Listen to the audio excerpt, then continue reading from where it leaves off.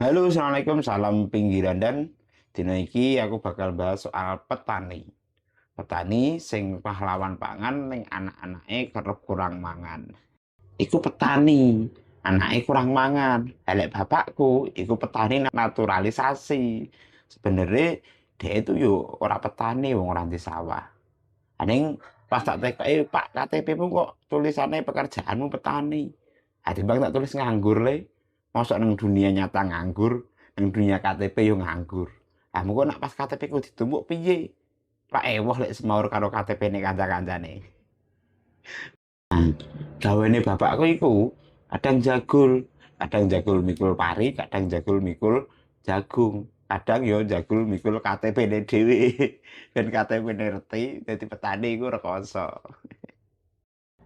Kadang yo kon jagul ngarit, dadi gawanane arit.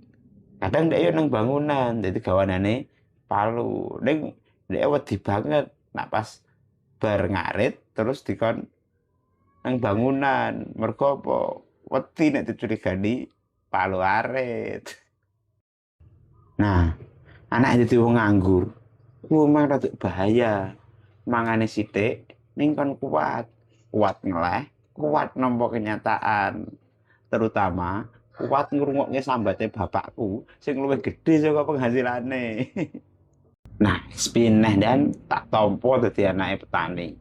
Jadi aku ya pengen tukar tambah bapak ning Shopee. Tapi samping ra ono menune, khawatir ku aku dituduh ngapusi.